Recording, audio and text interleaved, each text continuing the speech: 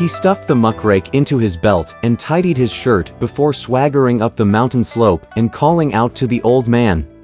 "Gong Gong, I'm bowing to you." After the old man had seen Pilgrim walking off, he managed to struggle up with the help of his staff, and, still trembling all over, was about to leave. When he caught sight of 8 Rules, however, he became more terrified than ever. "Holy Father!" he cried. "What sort of nightmare is this, that I have to meet up with this bunch of nasty people? That monk who left just now was hideous all right, but he had at least 3% human looks. But just look at the pestle mouth, the rush leaf fen ears, the sheet iron face, and the bristled neck of this monk. He doesn't even look 1% human. This old Gong Gong," said 8 Rules, chuckling, "is not too pleasant, for he loves to criticize people. How do you regard me, really? I may be ugly, but I can stand scrutiny. Just wait a moment, and I'll look more attractive." When the old man heard him speaking at least in a human fashion, he had no choice but to ask him, "Where did you come from?" 8 Rules said, "I'm the second disciple of the Tang monk, and my religious name is Wu Nung 8 Rules. Just now the priest who questioned you was called Wukong Pilgrim, my elder brother. Because my master blamed him for offending you and for not being able to obtain the truth, he sent me specially to question you again. We would like to know what mountain this is, what's the name of the cave in the mountain, how many fiends there are in the cave, and which is the main road to the west. May we trouble you to point these out to us? Are you being truthful with me?" asked the old man. 8 Rules said, "There has never been the teeniest fakery in my whole life." "You are not," said the old man, "putting on a highfalutin show like the priest before." "No, I'm not like him," said 8 Rules.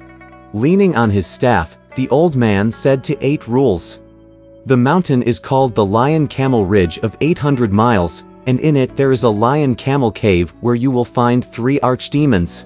"Pshaw!" cried 8 Rules. "You're too fussy an old man.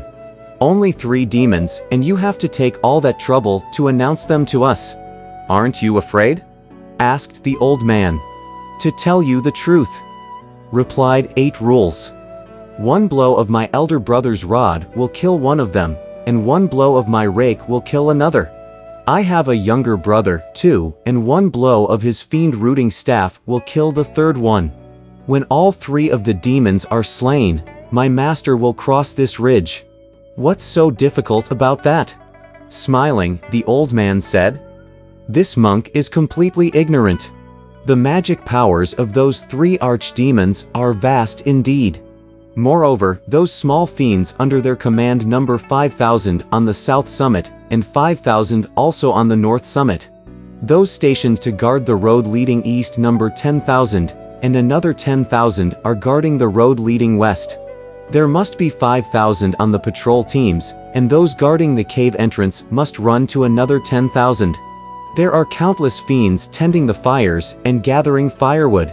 All in all, they must have some 47 or 48,000 troops, each equipped with a nameplate. They devote themselves to devouring humans in this place." When our idiot heard these words, he ran back, trembling all over. As he approached the Tang monk, he dropped his rake and, instead of giving his report, began to evacuate his bowels. "Why aren't you giving us a report?" snapped Pilgrim. "Why are you squatting there?" "I'm so scared," replied 8 Rules, "that even my shit has come out. There's no further need for me to talk. Let's scatter while there's still time to save our lives." "This root of idiocy," said Pilgrim. "I never was frightened when I asked the questions. How is it that when you go, you lose your mind? What is in fact the matter?" asked the elder. 8 Rules replied, "The old man told me that this mountain is named the Lion Camel Mountain. In it there is a lion camel cave, where 3 old fiends and 48,000 little fiends reside and devote themselves to devouring humans. The moment we put one step on the side of their mountain, we'll become food in their mouths. We can't ever proceed. On hearing this, Tripitaka began to shake all over as his hairs stood on end, saying, "Wukong, what shall we do?" "Master, relax," said Pilgrim, laughing. "It's no big thing. There may be a few monster spirits here, I suppose, but the people of this region are very timid. They frighten themselves with all this rumor about how many fiends there are and how big they are. Look, you have me, elder brother," said 8 Rules. "You shouldn't talk that way. I'm not like you, and what I learn is the truth. It's not a rumor. The whole mountain and the whole valley are filled with fiendish demons. How could we go forward?" "The mouth and face of an idiot," said Pilgrim, chuckling. "Allow nothing to scare you.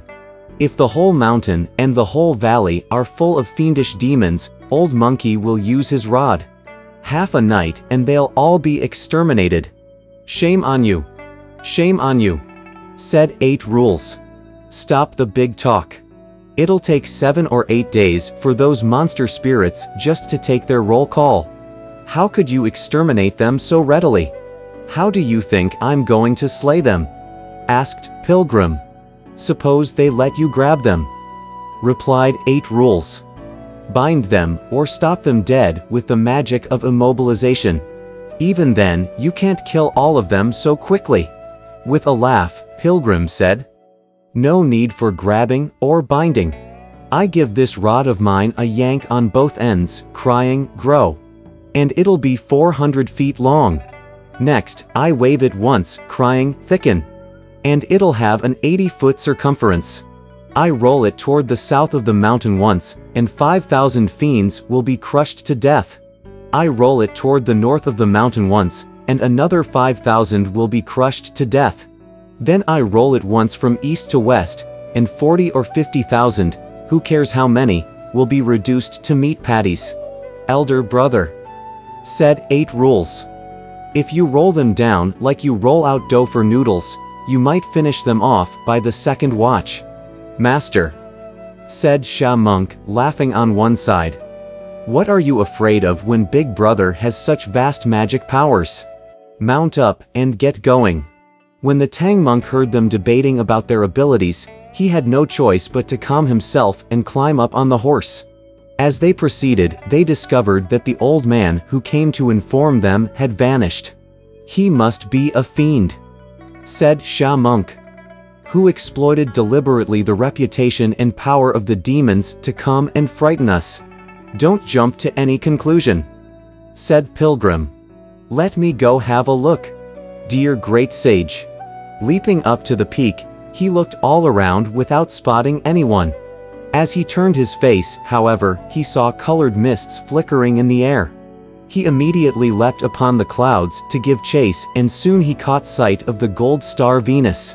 Rushing up to the god, Pilgrim tugged at him with his hands and used his vernacular name to address him, saying, "Long life Li.